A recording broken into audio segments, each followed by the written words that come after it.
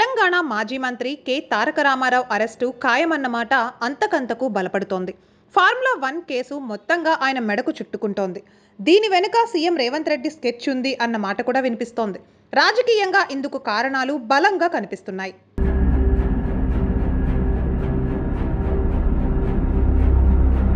తెలంగాణలో 6 గ్యారంటీలు అమలు చేయడం లేదు అన్నమాట వాస్తవం. దీని మీద కాంగ్రెస్ ప్రభుత్వాన్ని ఇరికించేందుకు గాను బీఆర్ఎస్ గట్టి ప్రయత్నాలు చేస్తోంది. రాష్ట్రంలో ఏదో ఒక మూల గులాబీ పార్టీ కార్యకర్తలు, నాయకులు ఆందోళనలు చేపడుతూ ప్రజల్లో కలకలం రేపుతున్నారు.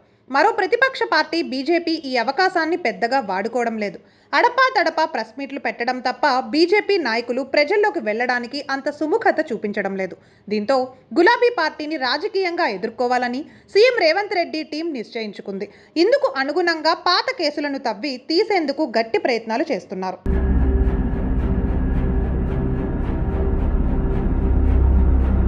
ఇక ఈ క్రమంలో ఫార్ములా 1 కేసు కాంగ్రెస్ ప్రభుత్వానికి కలిసి వచ్చింది. ఈ వ్యవహారంలో కేటీఆర్ అడ్డంగా దొరికిపోయారు. రాష్ట్రంలో ఎన్నికల కోడ్ అమల్లో ఉన్న సమయంలో ఎటువంటి చెల్లింపులు చేయకూడదు.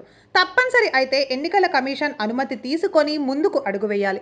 కానీ కేటీఆర్ ఒత్తిడితో అప్పటి అధికారులు విదేశీ కంపెనీలకు 50 కోట్లకు పైగా చెల్లించేశారు. రికార్డులతో సహా ఈ చెల్లింపులు దొరికిపోవడంతో కేటీఆర్ మీద కాంగ్రెస్ ప్రభుత్వం ఏసీబీ కేసులు బుక్ చేసింది. కోట్ల రూపాయల మేటర్ కావడంతో ఈడీ కూడా రంగంలోకి దిగి కేసు పెట్టేసింది. విచారణకు రావాలి అంటూ ఏసీబీ మరియు ఈడీలు వరుసగా నోటీసులు పంపిస్తున్నాయి. ఇంకా చెప్పాలి అంటే అరెస్ట్ చేసి లోపల వేసేందుకు ఉరకలు వేస్తున్నారు.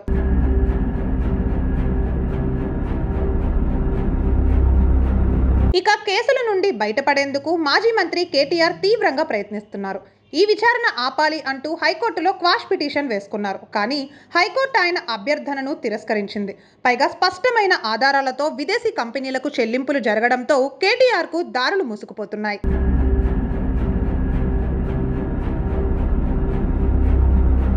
ఇక ఈ సమయంలో కేటీఆర్ను అరెస్ట్ చేస్తే గులాబీ నాయకుల్లో టెన్షన్ తప్పదు. అదే పనిగా ప్రజల్లోకి వచ్చి ప్రభుత్వానికి వ్యతిరేకంగా ఆందోళనలు చేయడం తగ్గిపోతుంది.